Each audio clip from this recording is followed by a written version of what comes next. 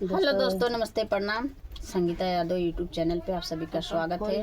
और ढेर सारा सपोर्ट। हेलो दोस्तों, राधे राधे यूट्यूब चैनल पे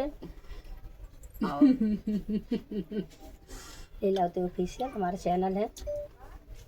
आप लोग का हर वक्त सुने और ज़्यादा से ज़्यादा शेयर करें, सपोर्ट करें। प्यारा प्यारा कमेंट लिखिए। ये लास्ट गाना है दोस्तों, ये लास्ट गाना है। अरे कार्य भावरा करिया तो हरी जतिया भावरा कहम देखला पिया पारा देसिया आना भावरा कहूँ देखला पिया पारा देसिया आना ओ भावरा कहूँ देखला पिया पारा देसिया आना हम तो सियाना पारा देसिया आना भावरा कहूँ देखला पिया पारा देसिया हम तो देखे रनिया सोना के दुकनिया वही रानिया जोगे हारवा गढ़ावा तो है वही रानिया जोगे हारवा गढ़ावा तो है हरवा के दाम में धरब कैसे पियवा छावई मधुबना रहब कैसे पियवा छावई मधुबना रहब कैसे हर कारे गमारवा करिया तोहरी जतिया हमारा रे देखल पियवा पारदेसिया ना हो भंवरा कहूँ देखल पियवा पारदेसिया ना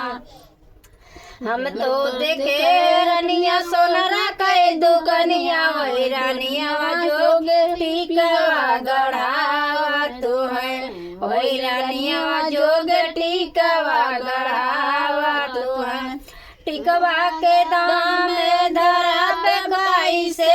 पियवा छावई मधुबना रहब कैसे पियवा छावई मधुबना रहब कैसे अरे कारे भावरा करिया तोरी जतिया करे देखला पिया पारदेसिया ना हो हमारा कहूँ देखला पिया पारदेसिया हम तो देखे रनिया जजबा कई दुकनिया वही रानिया जोगे नरी छपावा तुहन वही रानिया जोगे चुनरी बेसाहा तुहन अरे चुनरी के दाम धरब कैसे पियवा छावई मधुबना रहब कैसे पियवा छावई मधुबना रहब कैसे कारे गमारवा करिया तोरी जतिया हमारा रे देखल पियवा पारदेसिया ना हो भंवरा कहूँ देखला पियवा पारदेसिया ना हम तो देखे रनिया हम तो देखे रनिया दर्जी के दुकनिया वही रानिया जोगे चोलिया सियावा तो है वही रानिया जोगे चोलिया सियावा तो है चोलिया के दाम में धरब कैसे पियवा छावई मधुबना रहब कैसे पियवा छावई मधुबना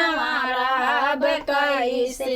अरे कारे भावरा करिया तोरी जतिया हमारा कहूँ देखल पियवा पारदेसिया ना हो भंवरा कहूँ देखल पियवा पारदेसिया ना। धन्यवाद दोस्तों।